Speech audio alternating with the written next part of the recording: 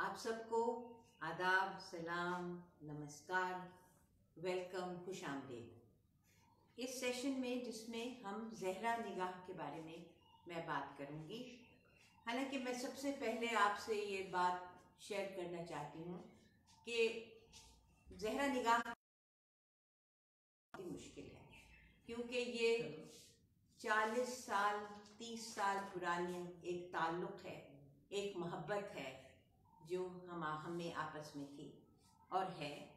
और जब मैंने उनको बताया कि अनहद की तरफ से ये प्रोग्राम हो रहा है जिसमें हम आपके कलाम के और आपके बारे में बात करेंगे, तो कहने लगी भाई मेरे बारे में क्या। मैंने कहा नहीं, आप ही के बारे में करेंगी। तो उन्होंने एक पैगाम भेजा। अब उनके यहाँ ना तो सेल फोन है, ना उनके यहाँ कोई लैपटॉप है, ना कंप्यूटर है, ना किसी किस्म का कोई भी कनेक्टिविटी नहीं है। तो लिहाजा ये पैगाम उन्होंने ज़बानी भेजा और वो उन्होंने ये कहा कि जो सामईन हैं, जो सुन रहे हैं, उनसे मेरी तरफ से ये कह दीजिए कि मुझे बहुत खुशी हुई कि ये प्रोग्राम हो रहा है और आप ऐसी महफिलें करते रहें इस मुश्किल के दुश्वारी के वक्त। हम भी यहाँ यही कर रहे हैं और भाई यहाँ आने का प्रोग्राम बनाइए आप लोग और देखिए, हमसे मोहब्बत करते रहिए। हम इतने बुरे लोग भी नहीं हैं। आप सबको मेरी तरफ से बहुत बहुत दुआएं और प्यार। तो ये पैगाम मैं ज़हरा आपा की तरफ से आप सबको देना चाहती हूँ।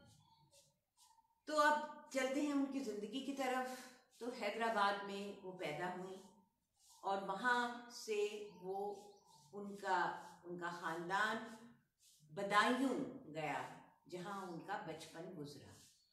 और वही बचपन का ज़माना था जब उन्होंने पहले अपने घर में मशहूर शायरों की महफिलें देखी, कुछ समझी कुछ नहीं समझी, मगर उस माहौल में पैदा हुई।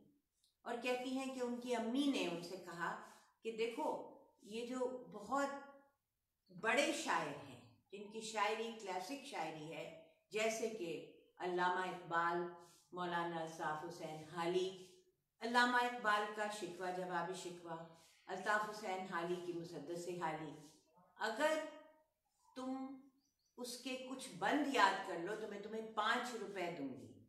अब समझिए 1942 या 1943 या 44 में 5 रुपए का क्या मतलब था। तो ये एक बहुत ही अहले कलम का मतलब है लर्नेड, बहुत ही लर्नेड फैमिली की बच्ची थी। सबको शेर व शायरी, अदब, लिटरेचर, हर ज़बान, हिंदी, उर्दू, सबसे सबको मोहब्बत थी। तो उस माहौल में पैदा हुई। तो इन अ सेंस उनके डीएनए में ही शायरी भरी हुई थी। अच्छा, मुझे जो उनकी पहली याद है, दुबली पतली सी ज़हरा निगाह, बहुत ही सॉफ्ट स्पोकन। एक मुशायरे में, मैं बहुत छोटी थी जब मेरे वालिद ने मुझे मुशायरे में ले जाना शुरू किया, और ये दिल्ली का एक क्लासिक मुशायरा था, बज़्म शंकर और शाह। और ये दो भाई थे, शंकर लाल शंकर और मुरलीधर शाह, जो डेली क्लॉथ मिल्स के मालिक थे। तब डेली क्लॉथ मिल्स बहुत बड़ा बिजनेस कॉर्पोरेट था उस जमाने का। तो वो एक मुशायरा करते थे जिसमें हिंदुस्तान और पाकिस्तान के शुअरा भर के आते थे, और ये सब के आंखों में सबसे बेहतरीन मुशायरा ये होता था।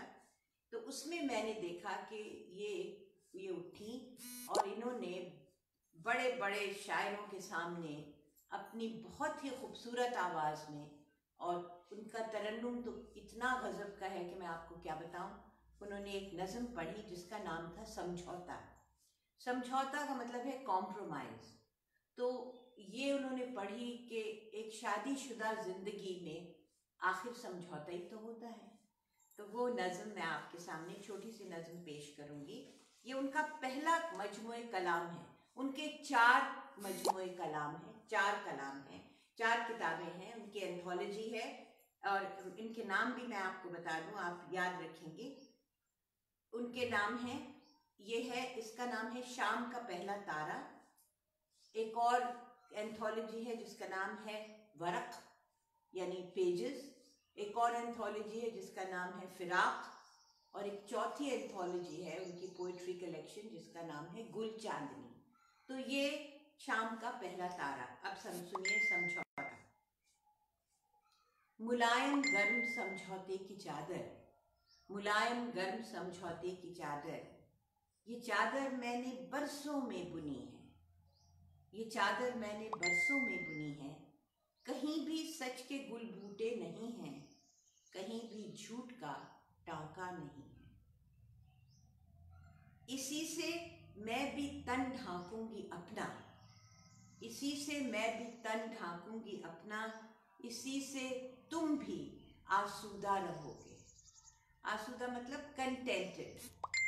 इसी से मैं भी तन ढांकूंगी अपना, इसी से तुम भी आसूदा रहोगे।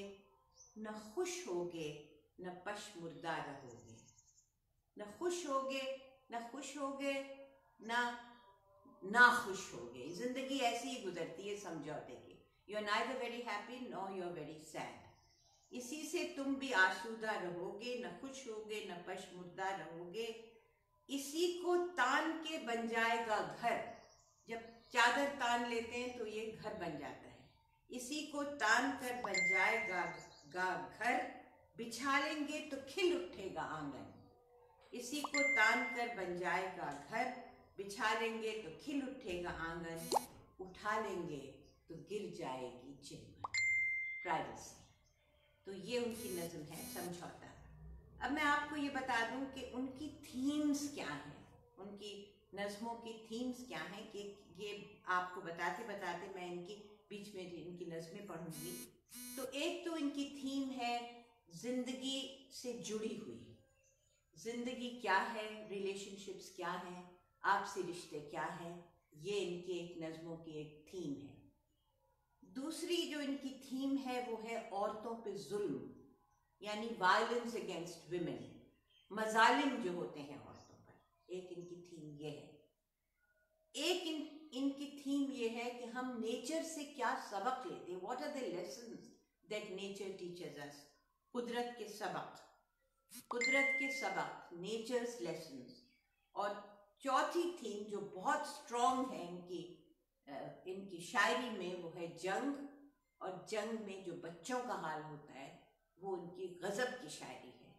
तो मैं शुरू करती हूँ इनकी किताब वरक से, जंग और बच्चे। सुनिए, ये क्योंकि ये बहुत मेरी फेवरेट है, क्योंकि उन्होंने अपने हाथ से लिख के मुझे दी थी। और ये एक नज़्म है जिसका उन्वान है कहानी गुल बादशाह की। अब मैं आपको दिखाती हूँ कि इनकी लिखाई जो है लगता है मोती पिरे हुए हैं। ये है इनकी लिखाई। तो इन्होंने मुझको ये लिख के दी थी, मेरे लिए बहुत बड़ा ये दस्तावेज है, मैन्यूस्क्रिप्ट है।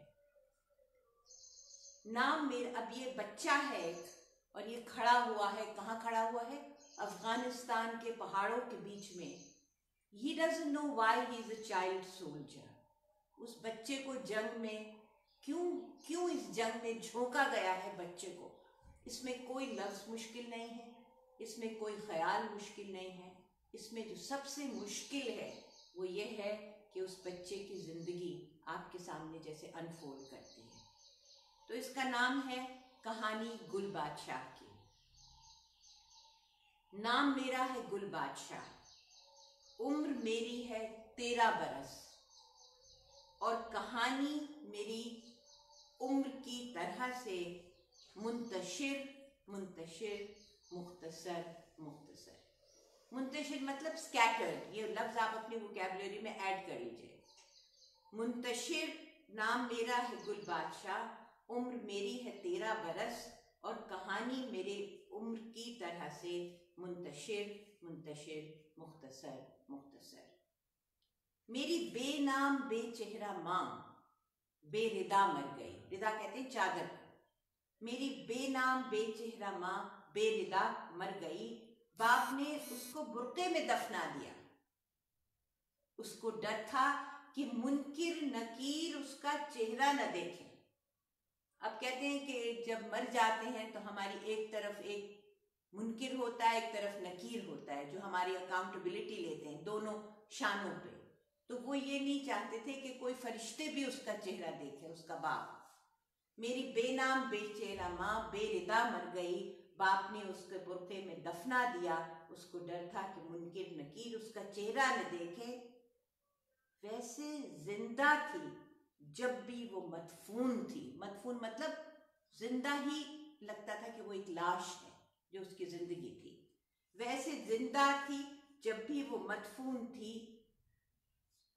बाप का नाम जरताज गुल, उसके बाप का नाम बचा रहा है, बच्चा बता रहा है। बाप का नाम जरताज गुल, उम्र 32 बरस, वो मुजाहिद, शहादत का तालिब, राह हक का मुसाफिर हुआ। वो मुजाहिद हो गया और वो वहीं उसका खात्मा हो गया। और जामे शहादत भी उसने मेरे चाचा के हाथों पिया, आपसी झगड़ों की वजह से। जो शुमाली मुजाहिद था और 5 वक्ता नमाजी भी था। मसला इस शहादत का पेचीदा है, इसको बेहतर यही है यहीं छोड़ दे। आपसी झगड़े, टेंशन्स, मरना मारना, इसको बेहतर यही है यहीं छोड़ दे। अब बहरहाल बाबा तो जन्नत में है, उसके बाहों में हूरो कसूर, उसके हाथों में जामे तहूर। और यानी वो तो जन्नत में है, उसको तो हूरें मिल गई हैं। अब बहरहाल बाबा तो जन्नत में है, उसकी बाहों में हूरो कसूर, उसकी हाथों में जामे तहूर। मेरी तकदीर में दम, बम, धमाके, धुआं, बिखरती हुई ये जमीन, पिघलता हुआ आसमां। बाद अजमर वो जिंदा है, जिंदगी मुझसे शर्मिंदा है। और फिर क्या कहता है?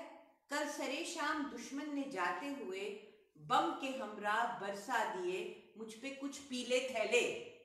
किसी हेलीकॉप्टर से आके मुझ पे पीले थैले।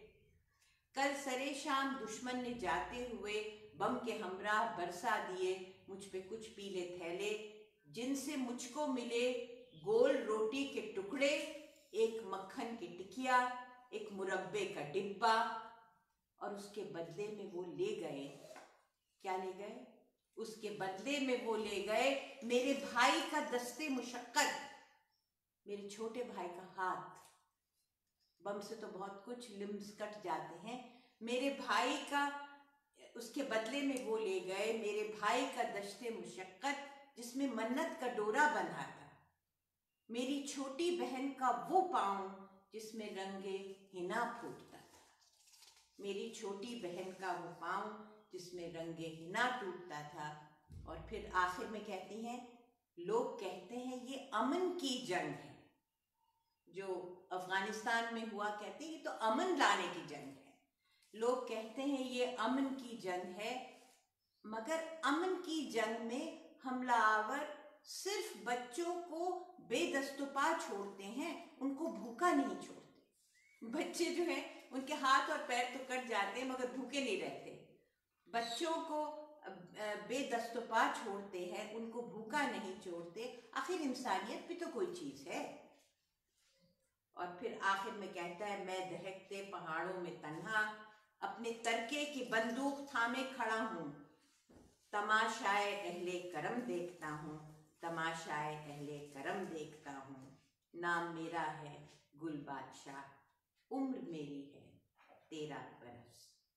तो ये है कहानी गुल बादशाह की। इसका मैंने तर्जुमा भी किया था और उन्होंने ये मेरे लिए किताब में अपनी, जब मुझे ये किताब दी थी ना, ये वरक, इसमें ये है, तो ये लिखा था सैयदा के लिए, जिसके तर्जुमे मेरी नज़्मों के लिए दिलकशी की का बायस हुए। ये उन्होंने मुझे 2004 में उन्होंने मुझे ये किताब दी थी। अब अगर हो सके तो उनका कलाम सुना सकेंगे? नहीं? अच्छा, इसी पे है उनका कलाम। अच्छा, अभी कलाम आ रहा है, एक उनकी वो पेश करना चाहती हूँ, नेचर के बारे में जो उन्होंने लिखा है, कुदरत का सबक। अब ये बड़ी प्यारी नज़्म है, इसको सुनिए। उसका यानी नेचर हमें क्या सिखाता है। आजकल जो हो रहा है, और हम कहते हैं पोल्यूशन और ये सब कम हो गया है, this is a way that nature is balancing itself out. अब ये एक इनकी नज़्म है, एक कहानी बहुत पुरानी, सुनिए। बारिश लाने वाला देवता इंद्र एक बस्ती से खफा सा था। बारिश लाने वाला देवता इंद्र एक बस्ती से खफा सा था। उस बस्ती के रहने वाले एक एक करके मरते जाते। प्यासे चटखे मैदानों में उनके पिंजर सूखे जाते, मतलब सूखा आया था। इंद्र देवता जो था वो तो नाराज था, इसलिए सूखा पड़ रहा था।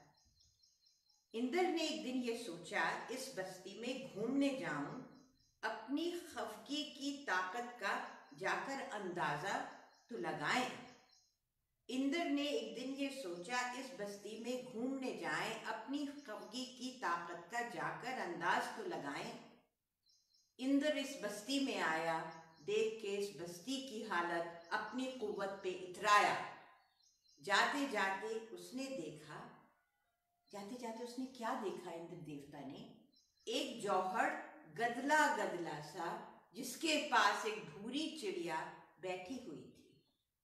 ढूंढ ढूंढ कर एक एक कतरा अपनी चोंच में भर लेती थी, सूखे खेत पे डाल आती थी, हाँक रही थी, कांप रही थी, लेकिन काम किए जाते थे।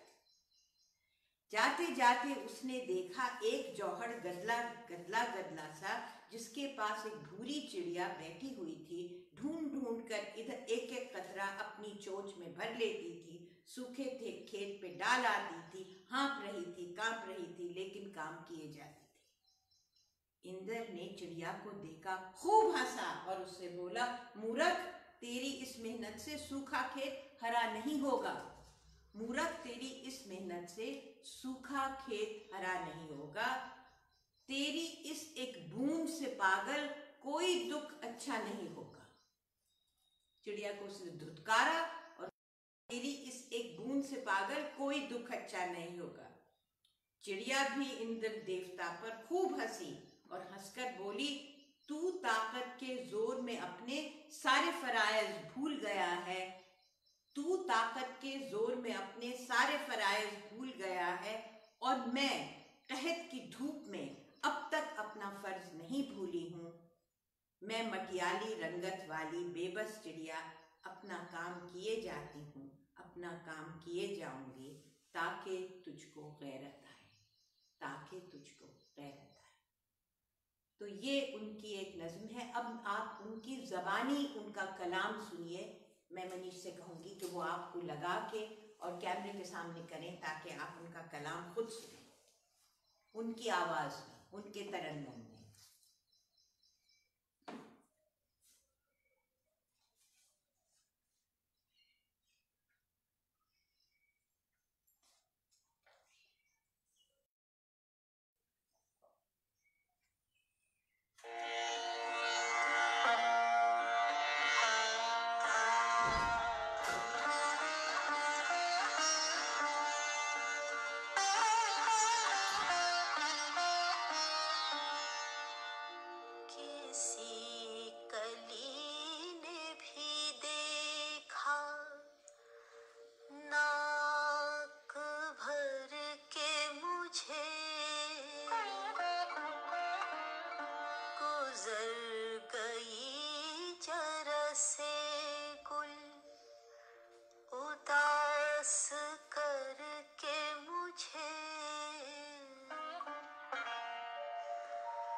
मैं सो रहा था तेरी याद के शबिस्तां में,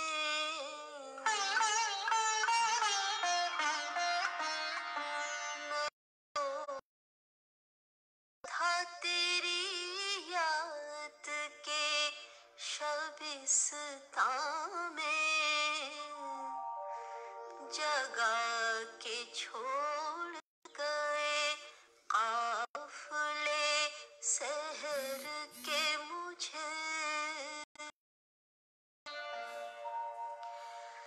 मैं रो रहा था मुक़द्दर की सख्त राहों में,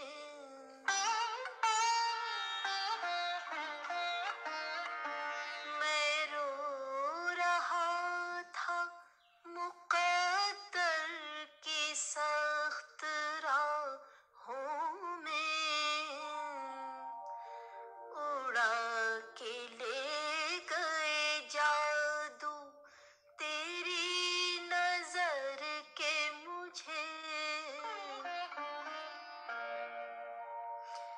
जरा सी देर ठहरने दे गमे दुनिया।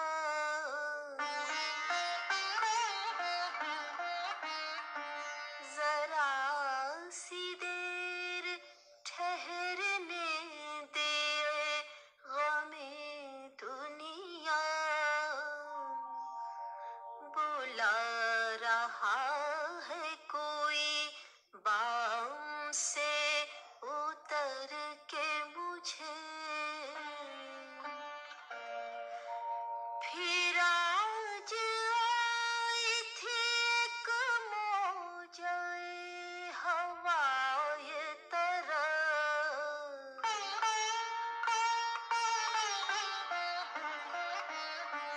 फिर आज आई थी एक मौजाए हवाए तरफ।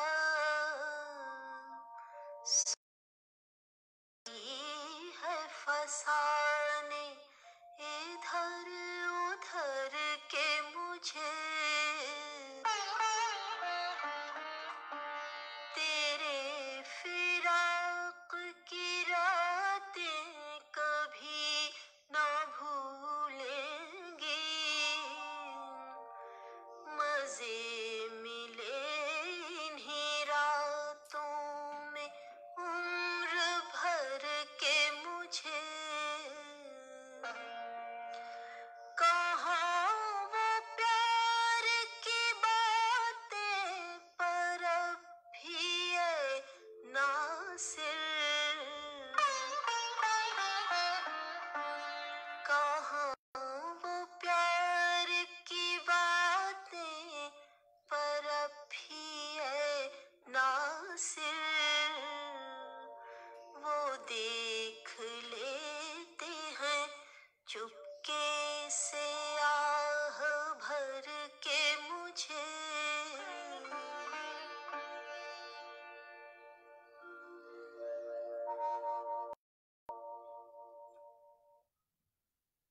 तेरे फिराक की रातें मुझे न भूलेंगी। तेरे फिराक की रातें मुझे न भूलेंगी। ये मिसरा नासिर काज़मी का है, जिनकी गज़ल आपने अभी ज़हरा निगाह की ज़बानी सुनी। इसी तरन्नुम में उन्होंने बेतहाशा खूबसूरती से फैज़ का कलाम भी गाया है। तो अब इसी सिलसिले को आगे बढ़ाते हुए एक नज़्म है उनकी, जो मैंने आपको बताया था, वायलेंस अगेंस्ट विमेन, औरतों पे तशद्दुद, औरतों पे जुल्म। तो ये एक कहानी है एक औरत की जो अपने घर में बैठी थी और किस तरह से उसके ऊपर एक खूंखार रेप, जिसको हम रोज देखते हैं इस पूरे सब कॉन्टिनेंट में, बर्रे सगीर में। तो ये इसका नाम है, इस इन्वान है इस नज़्म का, ये गज़ल नहीं है नज़्म है। इस नज़्म का इन्वान है भेजो नबी जी रहमतें। एक दुआ है, भेजो नबी जी रहमतें। सुनिए। एक घर था, एक मैदान था, कुछ खेत थे, खलियान था। एक घर था, एक मैदान था, कुछ खेत थे, खलियान था। वो घर में तन्हा तो न थी, हांडी थी चूल्हे पर चढ़ी, आटा गुंधा तैयार था। झूले में एक बच्चा भी था, पिंजरे में एक तोता भी था, और ताक में कुरान था जिस पर उसे ईमान था। बच्चे को बहलाती थी वो, चूल्हे को सुलगाती थी वो, तोते को सिखलाती थी वो। अच्छे मियाँ मिट्ठू कहो, अच्छे मियाँ मिट्ठू, तोते को वो सबक सिखा रही है। अच्छे मियाँ मिट्ठू कहो, भेजो नबी जी बरकतें, भेजो नबी जी रहमतें, आले नबी का वास्ता, आले नबी का वास्ता। एक दिन अचानक क्या हुआ, ठोकर से दरवाजा खुला। एक जानवर इंसानुमा पंजों को लहराता हुआ कमरे में आता ही गया, हर शय पे छाता ही गया। चादर जो सर से खिंच गई, कुरान का चेहरा ढक गई। एक दिन अचानक क्या हुआ, ठोकर से दरवाजा खुला। एक जानवर इंसानुमा पंजों को लहराता हुआ कमरे में आता ही गया। हर शय पे छाता ही गया, चादर जो सर से खिंच गई, कुरआन का चेहरा ढक गई। रोटी तवे पर जल गई, हांडी उबल कर रह गई, बच्चे का झूला गिर पड़ा, तोता फड़क कर चीख उठा। भेजो नबी जी बरकतें, भेजो नबी जी रहमतें, आले नबी का वास्ता, आले नबी का वास्ता। पर कोई आया ही नहीं। मुझे तो आप इससे ज़्यादा आपको बताने की ज़रूरत नहीं है, क्योंकि आप खुद समझते हैं कि इसमें कितनी गज़ब की एक पेन दर्द है। और इसी दर्द को आखिरी में अपनी नज़म जो आपके सामने पेश करूँगी, ये वही दर्द है जो दर्द जंग का है, जो दर्द बच्चों का है, जो दर्द उन लोगों का है जो जंग की खातिर, जो बच्चियां, जो लड़कियां पढ़ लिख नहीं सकती। और इसका उन्वान है, छोटी सी नज़्म है, इस पर मैं ख़त्म करूँगी। इसका उन्वान है कहानी गुलजमीना की। गुलजमीना बच्ची का नाम है, ऐसे ही नाम होते हैं अफगान पश्तो में, ऐसे ही नाम होते हैं। गुलजमीना सुनो, गुलजमीना सुनो, तोदए खाक पर अपनी कोपल सी उंगली से क्या लिख रही हो? ये रेत में, ये मट्टी में तुम लिख क्या रही हो? गुलजमीना सुनो, तोदए खाक पर अपनी कोपल सी उंगली से क्या लिख रही हो? गुलजमीना ने शरबत भरी आंखें ऊपर उठाई और कहने लगी, कुछ ही दिन कबल ये तोदए खाक ही मेरा स्कूल था। मैंने अल्लाह का नाम या हाफिज इसकी दीवार पर लिख दिया था।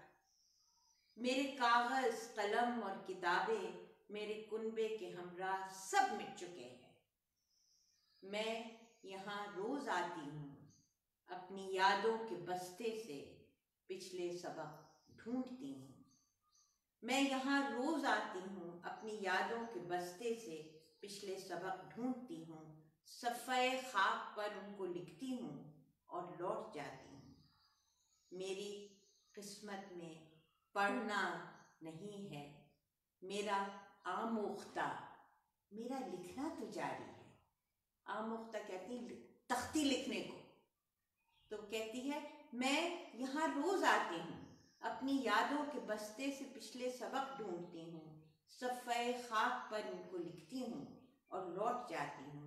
मेरी किस्मत में पढ़ना नहीं है, न हो, मेरा आमोख्ता, मेरा लिखना तो जारी है। तो अब मैंने छोटे छोटे कुछ लंबे, कुछ छोटे सैम्पल्स आपको अपनी महबूब शायरा, जिसके हम बहुत से परस्तार हैं, हम उनके फैंस हैं, हम उनके फॉलोअर्स हैं, ज़हरा निगाह साहिबा जो इस वक्त कराची में हैं, जिनके दिल में हमारे लिए मोहब्बतें हैं, उनकी कुछ नज़में आपके सामने पेश की। उम्मीद है कि आप उनके लिए ज़रूर अनहद के वसीले से कुछ न कुछ पैगाम भेजेंगे। बहुत बहुत शुक्रिया।